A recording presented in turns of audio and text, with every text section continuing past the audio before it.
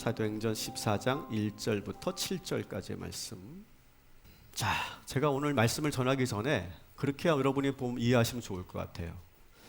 지금 바울과 바나바의 전도 여행을 우리가 지금 따라가고 있어요. 그죠? 바울과 바나바의 전도 여행을 따라가고 있는데, 이 바울과 바나바가 가는 곳마다 여러 역사도 나타나지만 가는 곳마다 여러 가지 어려움이 있어요. 그 어려움을 어떻게 극복하고 가는가, 그걸 여러분이 한번 유심히 잘 관찰하시면 좋겠어요. 따라합시다. 전도자 마인드. 여러분, 우리는 이 사도행전을 읽는 이유가 뭐냐? 바울과 바나바처럼 전도자로 나가서 세상에서 여러 가지 여러 시험과 시련과 어려움을 겪게 될 텐데, 그때마다 이 바울과 바나바는 어떻게 그걸 극복해 나가는가, 그 전도자 마인드를 여러분의 것으로 만드셔야 돼요. 그런 의미에서 우리가 이 말씀을 듣고 이 말씀을 나누는 겁니다. 여러분 아셨죠? 오늘 바울과 바나바가 어떻게 또 많은 역경들을 헤쳐나가는지 여러분이 한번 잘 그런 관점에서 보시면 좋겠습니다. 자, 우리 지난주 말씀을 한번 여러분 기억해 볼까요? 지난주에 바울과 바나바가 있었던 지역이 있습니다. 지도를 한번 보시면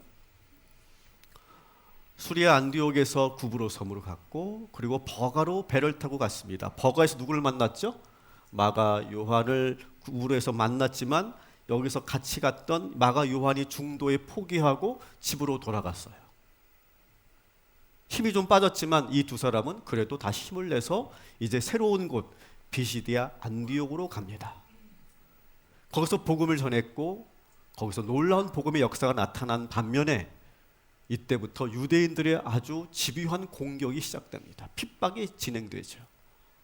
그 공격을 피해서 이제 다시 새로운 곳으로 이동을 하게 되는데, 오늘 우리가 보는 이 지역이 바로, 따라합시다, 이고니온. 어디라고요? 이고니온이라고 하는 지역에 도달하게 되는 겁니다. 자, 이 이고니온이라는 지역은 지도에서 보시는 것처럼 비시디아 안디옥에서 이고니온까지는 약 한 146km 정도 되는 거리입니다.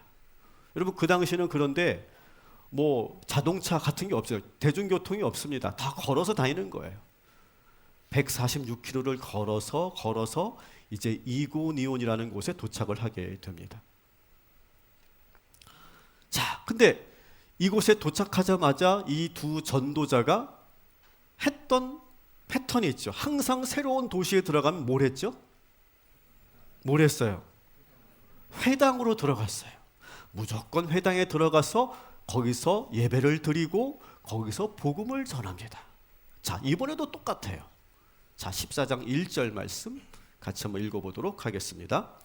이에 이고니온에서 두 사도가 함께 유대인의 회당에 들어가 말하니 유대와 헬라의 허다한 무리가 믿더라. 아멘.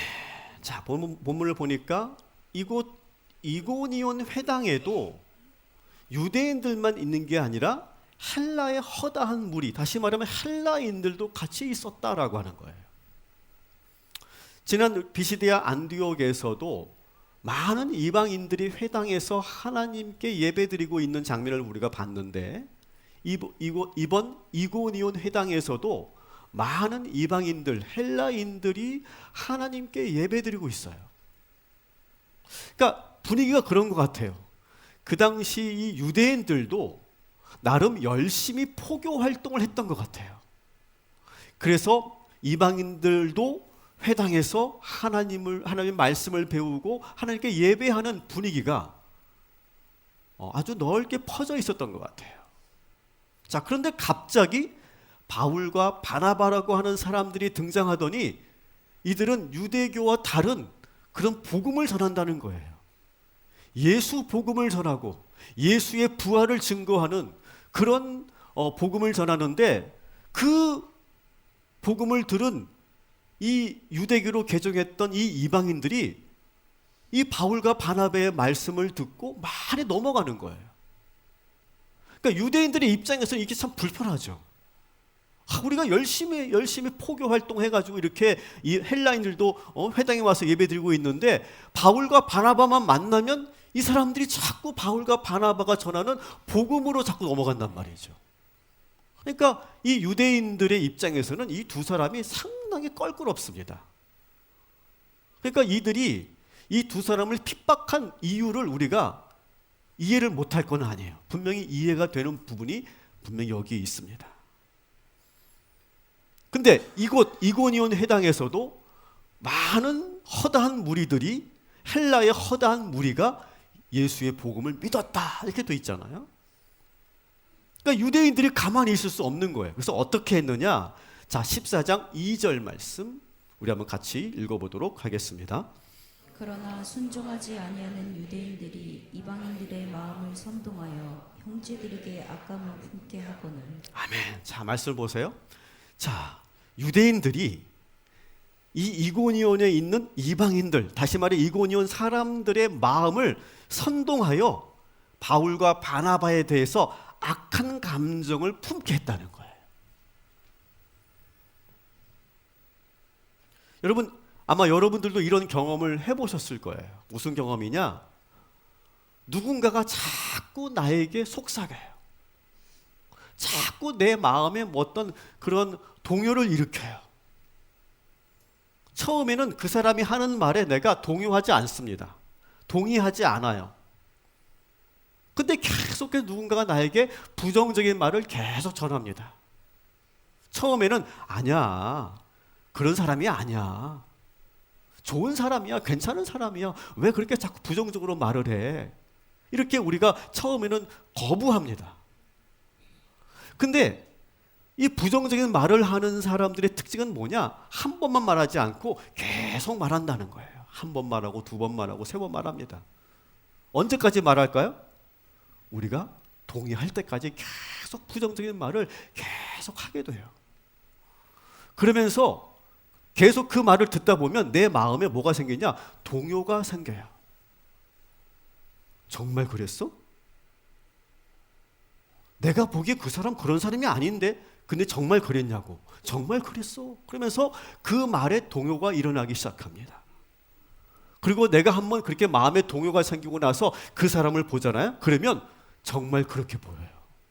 맞네, 저 사람 아주 좀 문제가 많은 사람이네 라고 부정적인 생각을 하게 되는 거예요. 그러면서 오늘 말씀에 있는 것처럼 마음을 선동하여 악한 감정을 품게 하는 거죠. 여러분, 이것을 흔히 속된 말로 뭐라고 합니까? 이것을 갈라치기라고 하죠. 갈라치기. 아마 여러분 주변에도 이렇게 갈라치기를 참 잘하는 사람들이 있을 거예요. 얼굴이 떠오르죠? 여러분 이렇게 얼굴이 아마 떠오를 거예요. 맞아, 그 사람. 여러분, 그분들이 아무리 가까운 분이라 할지라도 여러분 그분들을 조심하시고 적절히 거리를 두시기를 주님의 이름으로 권면합니다. 여러분, 이 갈라치기를 제일 잘하는 사람들이 있어요. 누굴까요? 정치인들이에요. 정치인들은요, 세대와 세대를 갈라치고 동지와 동지를 갈라치고 전라도와 경상도를 갈라치고 국민과 국민을 갈라쳐서 그 사이에 생기는 틈새를 들어가서 거기서 권력을 유지하고 거기서 살아남는 사람들이 정치인들이에요. 그래서 저는 정치인들을 판단할 때 이렇게 갈라치기를 아주 잘하는 사람들은 아예 저는 믿지를 않아요. 근데 저는 정치인들만 그런 게 아니라 저는 기본적으로 제가 인간관계를 할 때 유독 그런 사람이 있어요. 이간질을 참 잘하고 갈라치기를 잘하는 사람이 있어요. 그렇게 태생인지 습관인지 아니면 원인은 정확히 모르겠지만 그거를 유독 잘하는 사람들이 있는데 저는 그런 사람들이 있으면 저는 죄송하지만 저는 적절히 거리를 둡니다. 저는 다른 거는 안 보는데 그것만 저는 하나의 중요한 기준으로 봐요. 사람을 볼 때. 여러분, 이러한 말에 쉽게 넘어가지 마셔야 돼요. 여러분 이것을 갈라치기와 이간질을 제일 잘하는 그런 존재가 있어요. 그게 뭘까요? 성경에서는 그것을 마귀라고 불러요. 마귀는 뿔 달린 흉측한 그런 존재가 아니에요. 마귀는 어떤 존재냐? 마귀의 별명이 있잖아요. 그게 뭐예요? 따라합시다. 이간의 영. 이간의 영이 그의 별명이에요. 계속해서 하나님과 우리 사이를 갈라놓으려고 하잖아요. 여러분 욥기에 보면 그렇잖아요. 욥기에 보면 하나님과 욥 사이에 파고 들어와서 계속 이간하지 않습니까? 하나님, 저 욥이 믿음이 좋은 것 같죠? 제가 조금만 치면요 금방 하나님을 원망하고 하나님을 버릴 겁니다. 배반할 겁니다. 그렇게 이간합니다. 그게 이간의 영이고 그게 성경에서 말하는 사탄이고 마귀예요. 그 사탄이 우리 마음에 들어와서 자꾸 우리가 그 역할을 하게 만들 때도 있어요. 여러분 절대로 여러분 이간하는 일에 여러분 끌려 들어가지 마시기를 주님의 이름으로 축원합니다. 그리고 그런 말에 여러분 솔깃해지지 마세요. 그 말을 자꾸 들으면 결국 어떻게 됩니까? 악한 마음을 품게 된다는 거예요. 오늘 지금 유대인들이 이 이고니온 사람들에게 계속 바울과 바나바에 대해서 부정적인 이야기를 계속 심어 놓으니까 이 이고니온 사람들이 정말 바울과 바나바를 나쁜 놈들이네 라고 그렇게 보게 만들었던 것처럼 여러분 그 말에 여러분 너무 솔깃하거나 거기에 끌려가지 마시기를 주님의 이름으로 축원합니다. 여러분 잘 판단하고 잘 들으셔야 돼요. 자, 그런데 안타깝게도 이 이고니온 사람들은 그 유대인의 그 선동에 현혹되어서 이 바울과 바나바를 이제는 아예 부정적으로 봅니다. 아주 나쁜 사람으로 취급해요. 자, 이랬을 때 이 바울과 바나바는 오해를 받은 거 아닙니까? 억울한 지금 누명을 쓴 거 아닙니까? 그랬을 때 이 바울과 바나바가 어떻게 대처하는가? 3절 말씀 우리 한번 같이 읽어보도록 하겠습니다. 두 사도가 오래 있어 주를 힘입어 담대히 말하니 주께서 그들의 손으로 표적과 기사를 행하게 하여 주사 은혜의 말씀을 증언하시니. 아멘. 자, 여기서 아주 중요한 원리가 있어요. 자, 오해를 받았어. 억울하죠. 답답하죠. 그러면 여러분 그때 억울한 그런 누명을 쓰거나 오해를 받았을 때 여러분 어떻게 행동합니까? 나 아니라고! 나 아니야! 답답해 죽겠어! 나 아니야! 라고 막 항변을 해봤자 소용없어요. 소리 질러봤자 소용없고 유대인들하고 너희들이 나를 모함했어! 라고 막 같이 싸워도 소용없어요. 이 두 사람은 어떻게 이 문제를 해결했을까요? 따라합시다. 오래 있어. 그들은 이고니온에서 오래 머뭅니다. 초조해하지 않아요. 답답해하지 않습니다. 오래 참고 기다립니다. 여러분 이런 일을 여러분도 당할 때가 있을 텐데요. 조급해하지 마시고 억울해하지 마시고 오래 머물며 인내하면 언제든지 그 오해가 풀리고 진실은 통하게 되는 줄 믿습니다. 거기서 같이 유대인들하고 막 그냥 주먹 다짐하고 싸워도 소용없어요. 안 돼요. 아무리 소리 지르고 항변해도 그때는 들리지가 않는 거예요. 오래 있어야 돼요. 그러면서 어떻게 합니까? 두 번째, 주를 힘입어 담대히 말했다는 거예요. 이 말은 뭡니까? 계속해서 주님이 주시는 힘으로 계속해서 그 이고니온에서 복음을 전하고 또 전합니다. 처음에는 사람들이 듣지 않겠죠. 근데 계속 전하는 거예요. 계속 전하고 주님께 주실 힘을 힘입어 담대하게 복음을 계속 오래 머물면서 전하고 전합니다. 그러면서 세 번째 뭡니까? 표적과 기사를 행했어요. 주님이 주시는 능력으로 표적을 보여주는 거예요. 그랬더니 이 이고니온 사람들이 이 두 사람을 다시 보기 시작합니다. 여러분 오늘 이 말씀, 이 프로세스를 여러분 잘 기억하십시오. 여러분이 혹시 억울한 누명을 썼거나 오해를 받았을 때 여러분 이 프로세스를 여러분 잘 기억해 보세요. 따라합시다. 오래 참고 기다리며 계속해서 복음을 전하고 표적을 보여주는 일. 여러분 이 과정을 여러분의 삶에 잘 적용하실 때 하나님께서 하나님이 여러분의 진실을 드러내게 하시고 여러분 모든 오해를 풀어지도록 인도하여 주실 줄 믿습니다. 오래 참고 계속 굽히지 않고 거기서 여러분의 진짜 모습을 계속 보여주면 언젠가 새롭게 우리를 보게 되는 거예요. 여러분 원래 우리 조선 말기 많은 그런 선교사님들이 이 땅에 와서 복음을 전할 때 이 조선인들이 이 선교사들을 어떻게 오해한 줄 아세요? 어린 아기를 잡아먹는 서양 백인이 왔다. 그 소문이 그냥 횡행했어요. 그래서 교회 가면 큰일 나는 거라고 생각했고 웅성웅성 거리기 시작했고 어린 아기를 잡아먹는다고 그렇게 생각했어요. 근데 그 오해를 어떻게 풀어냅니까? 선교사들이 바울과 바나바처럼 오래 참고 조선 땅에서 떠나지 않고 계속해서 묵묵히 병든 사람을 고치고 가난한 사람들을 위해서 도움을 주고 계속해서 복음을 전하고 기다리고 또 기다리고 그러면서 놀라운 하나님의 표적이 나타날 때 그때 이 조선 사람들이 눈을 뜨게 되고 이 선교사님들이 그 진정성을 받아들이게 되면서 복음의 역사가 나타나게 된 줄 믿습니다. 이 원리는 어디에다 통용되는 원리일 거예요. 자, 그랬더니 이 이고니온 이 도시 전체가 막 동요가 일어나기 시작합니다. 유대인들의 이간질로 인해서 생겼던 오해가 풀리고 이제 도시에 여러 표적들이 나타나면서 이고니온 전체가 달라지기 시작하는데 어떻게 달라졌느냐? 14장 4절 말씀 한번 같이 읽어보도록 하겠습니다. 그 시내에 무리가 나뉘어 유대인을 따르는 자도 있고 두 사도를 따르는 자도 있는지라.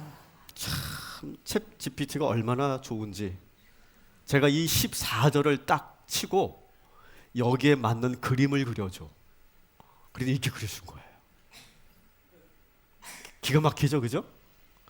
두 바울과 바나바가 복음을 전했더니 두 쪽으로 쫙 갈라졌습니다. 이쪽은 아마 유대인들이겠죠, 그죠? 유대인들의 선동된 사람들일 겁니다. 막 화가 나서 막 소리 지르고 막 그냥 삿대질을 합니다. 근데 이곳에 있는 사람들은 주의 복음을 듣고 예수님을 받아들이는. 어떻게 보면 도시 전체가 두 쪽으로 쫙 갈라졌어요. 여러분 이게 어떻게 보이십니까? 이 그림이. 지금 이 도시에 혼란이 시작된 걸까요? 분쟁이 시작된 것일까요? 아니에요, 여러분. 오히려 이 사건을 통해 두 파트로 이 도시가 갈라진 것처럼 보이지만 분열된 것처럼 보이지만 혼란이 가중된 것처럼 보이지만 그렇지 않아요. 오히려 바울과 바나바가 이 도시에 들어가서 복음을 전함으로 인해서 모두 잠들어 있던 그 영적인 사람들이 다시 깨어나기 시작한 거예요. 그래서 이 도시의 절반 이상이 다시 깨어나서 이 도시가 지금 들썩이고 있는 거예요. 지난주 봤던 것처럼 지난주 비시디아 안독이 막 들썩였던 것처럼 이고니온에서도 이 바울과 바나바가 전하는 이 복음을 듣고 많은 사람들이 예수를 믿게 된 거예요. 여러분 이 그림은 혼란의 그림이 아니에요. 분열의 그림이 아니라는 거예요. 저는 오늘 이 말씀을 제가 묵상하면서 예수님께서 직접 하셨던 말씀이 떠오르더라고요. 예수님께서 정말 이상한 말씀을 하셨거든요. 누가복음 12장 49절부터 53절까지 보면 야 이게 예수님 말씀이라고? 라고 우리가 충격을 받을 만한 그런 예수님의 말씀이 있습니다. 우리 한번 같이 읽어보도록 하겠습니다. 내가 불을 땅에 던지러 왔노니 이 불이 이미 붙었으면 내가 무엇을 원하리요? 내가 세상에 화평을 주려고 온 줄로 아느냐? 내가 너희에게 이르노니 아니라 도리어 분쟁하게 하려 함이로라. 계속 이 이후부터 한 집에 5사람이 있어 분쟁하되 셋이 둘과 둘이 셋과 하리니 아버지가 아들이 아버지와 어머니가 딸과 딸이 어머니와 시어머니가 며느리와 며느리가 시어머니와 분쟁하리라 하시니라. 아멘. 아멘. 여러분 충격적이지 않습니까? 예수님 하신 말씀이에요, 이거. 이 말씀. 예수님 하신 말씀. 나는 불을 던지러 왔다. 내가 평화를 주러 온 줄 아느냐? 아니, 난 분쟁을 일으키러 왔다. 예수님 때문에, 복음 때문에 한 집안에 분쟁이 일어난다. 아들과 아버지가 분쟁하고 며느리와 시어머니가 갈등하게 만들 것이다. 뭐 이런 말씀이 다 있죠? 여러분, 이 말씀 우리가 어떻게 이해해야 될까요?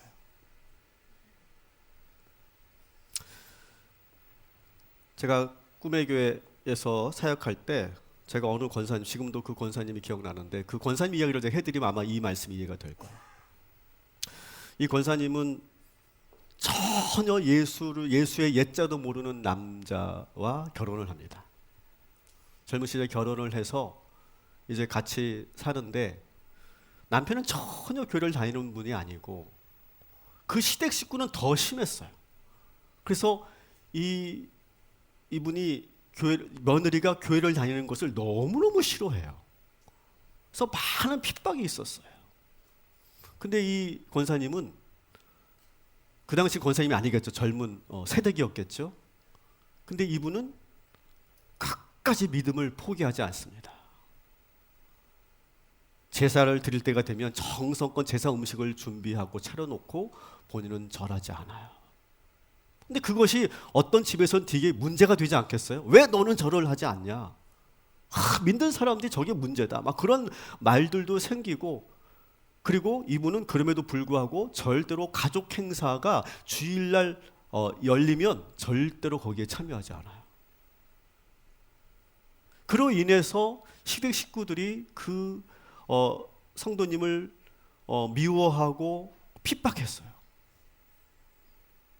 근데 이분은 끝까지 그 신앙의 원칙을 지켜나갑니다. 그러면서 남편이 사업을 막 시작했는데 남편 사업을 위해서 새벽마다 한 번도 빠지지 않고 남편의 사업을 위해 기도합니다. 그 기도에 응답하셔서 하나님께서 그 남편의 사업을 불일 듯 일으키더라고요. 와, 저도 그 과정을 봤는데, 야, 하나님이 이렇게 사업을 일으키시는구나. 이건 누가 봐도 이거는 그 권사님의 기도로 설명하지 않으면 도무지 설명할 수 없는 기적이 나타나고 막 시작하는 거예요. 그러면서 그 사업이 불일 듯 일어나면서 그 시댁 식구들에게 혜택이 돌아가고, 특별히 두 시동생이 있었는데 그 남자 시동생들이 사업을 시작하는데 형도 도와준 게 있겠지만 형수가 적극적으로 도와주면서 또 이 시동생들을 위해서 또 새벽을마다 기도하는 거예요. 그 시동생들이 하는 사업도 하나님께서 축복해 주시더라고요. 그래가지고 이 두 시동생은 이 형수가 하는 말이라면 무조건이야, 무조건.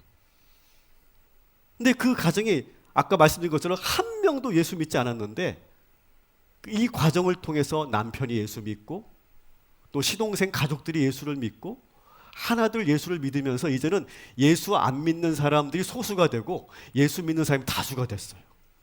그리고 급기야는 마지막 순간에 이 두 시부모님도 예수를 영접하고 그리고 하늘나라 가셨어요.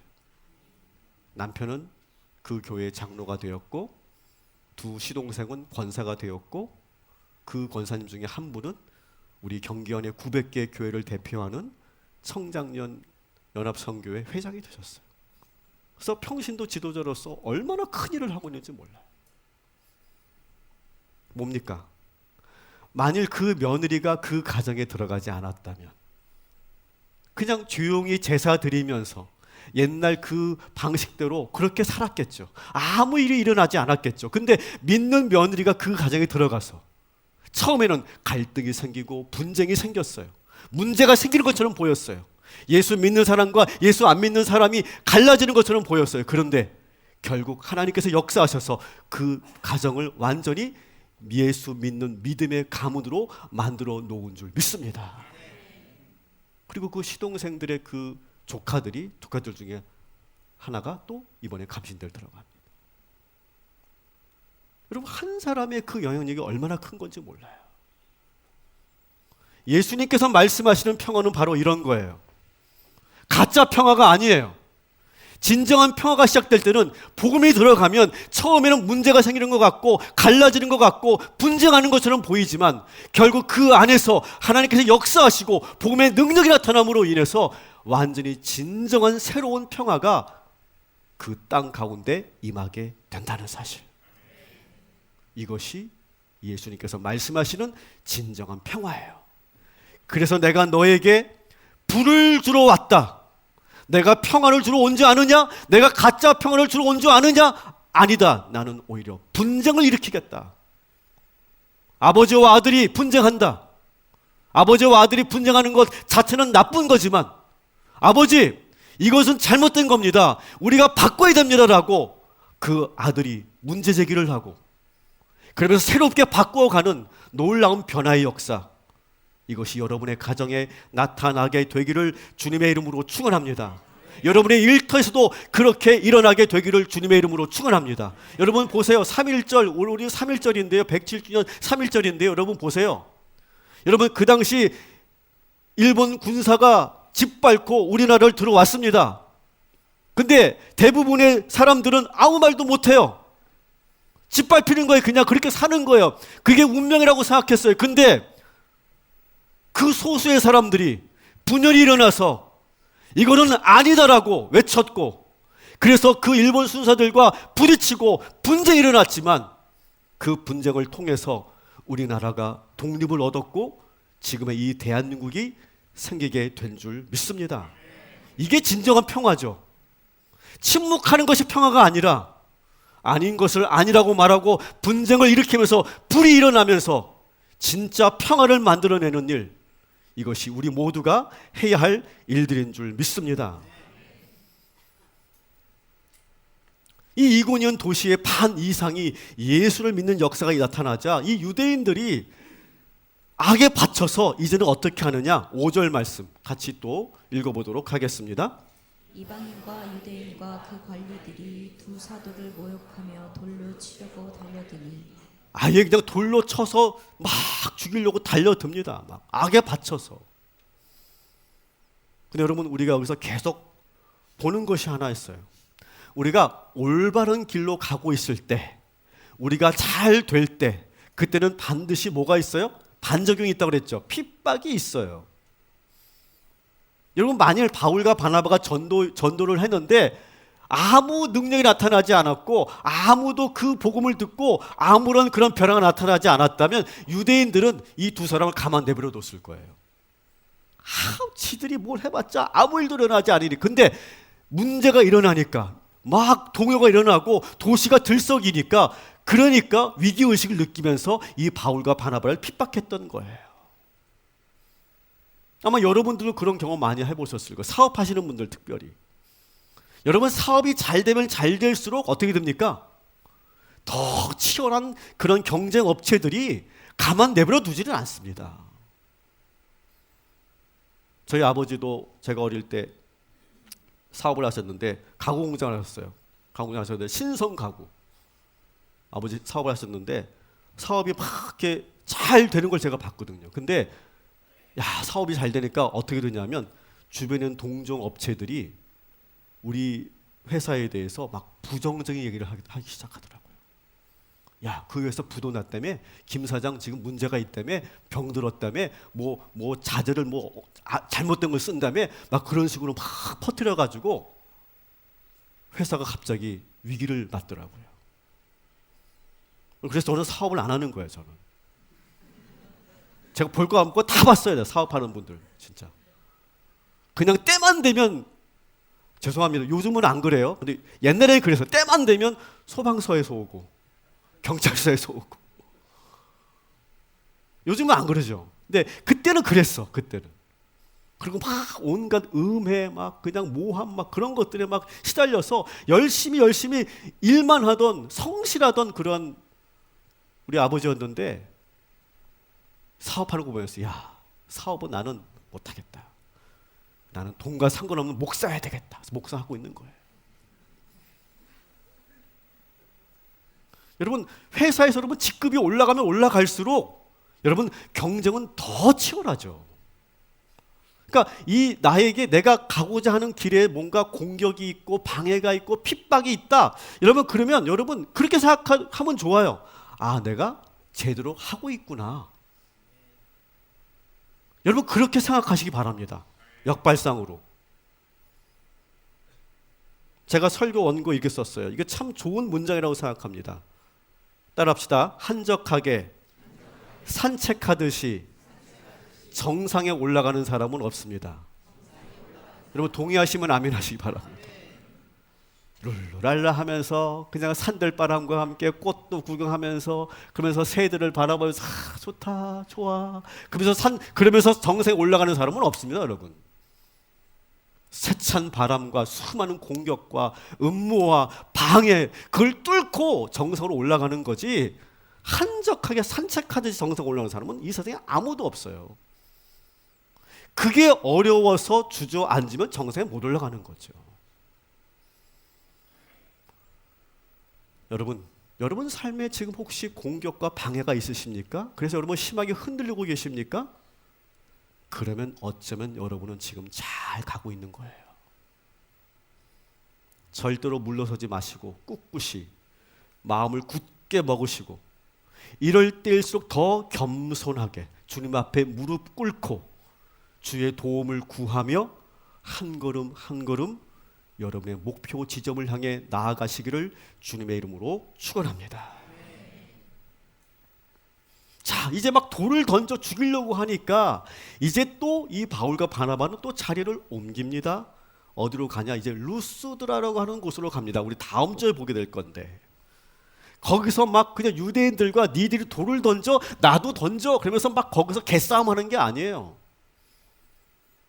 오히려 그들은 거기서 아주 독특한 행동을 합니다. 이것은 비시디아 안디옥에서 막 유대인들이 핍박을 하니까 그때는 또 다시 이고니로 옮겼을 때 모습인데 우리 13장 51절 52절 한번 같이 읽어보도록 하겠습니다. 두 사람이 그들을 향하여 발에 티크를 떨어버리고 이고니온으로 가거늘 제자들은 기쁨과 성령이 충만하니라. 아멘. 자, 독특한 아주 이상한 행동을 하죠. 뭘 하고 있습니까? 다 털어버리고 있어요. 연연하지 않고 매이지 않겠다는 거예요. 그 자리를 피하며 상처받거나 좌절하지 않겠다는 거예요. 아, 이제 때가 됐구나. 민원을 두지 않고 훌훌 털어버리는 거예요. 그리고 새로운 곳으로 나가는 거예요. 그래서 이 바울과 바나바는 참 단순해요. 단순 어떻게 보면. 그걸 쿨하게 받아들입니다. 그리고 옷에 묻어있는 먼지를 다 털어버리고 그리고 기쁘고 성령 충만하게 새로운 곳으로 가는 거예요. 여러분 한번 해보세요. 한번 털어보세요. 아, 제 말대로 한번 해보세요. 이렇게 털어보세요. 아, 효과 있다니까. 털어보세요. 다 털어. 오늘 다 털고 가세요. 다 터세요. 다 털고 가시기 바랍니다. 끝까지 안 하시는 분들이 있어. 참 그분들은 진지한 분들이야. 나쁜 분들은 아니고 진지한 분들. 해보세요. 다시 한번 해보시라고요. 거기. 네. 해보세요. 정말 제발 좀 해보세요. 어때요, 여러분? 시원하죠? 시원하죠? 이런 마인드라는 거예요. 자, 말씀을 정리할게요. 4가지를 여러분 기억하세요. 자, 첫 번째는 여러분 이간의 영을 조심하세요. 우리가 살면서 자꾸 이렇게 갈라치기 하고 이간하는 사람들을 만나게 되는데 여러분 그 사람 좀 거리를 두세요. 그리고 여러분들이 그 일을 하지 마세요. 적어도. 그런 사람들은 언젠가는 나중에 결국 그 성품이 다 드러나게 돼 있습니다. 마귀가 제일 좋아하는 게 이간하는 거예요. 이간의 영이라고 그래요. 그래서 두 번째, 여러분 오해를 이기려면 어떻게 돼요? 오래 참고 그 자리에 머물면서 계속해서 줄기차게 여러분의 진실을 보여주는 거예요. 여러분의 표적을 보여주는 거예요. 여러분의 진짜 모습을 계속 보여주는, 가장 중요한 것은 오래 기다려야 돼요. 세 번째, 여러분 복음으로 불을 질르세요. 가짜 평화에 여러분 만족하지 마시고 진정한 변화가 여러분이 꿈꾸신다면, 변화를 꿈꾸신다면 여러분 거기에 분쟁, 거기에 불을 일으키고 새롭게 만들어 가시기를 주님의 이름으로 축원합니다. 여러분 가정에 가짜 평화가 아니라 진짜 평화가 시작되기를 주님의 이름으로 축원합니다. 마지막으로 전도자들은 핍박이 있을 때 가볍게 다 털어버리고 새로운 곳으로 가는 거예요. 기쁨으로, 성령 충만함으로 여러분 새로운 곳으로 또 나아가시기를 주님의 이름으로 축원합니다. 한 주간에 있었던 걱정, 염려, 두려움, 모든 그런 고민들 오늘 여기 다 털어놓고 가벼운 마음으로 이 성전을 떠나시기를 다시 한번 주님의 이름으로 축원합니다. 아멘.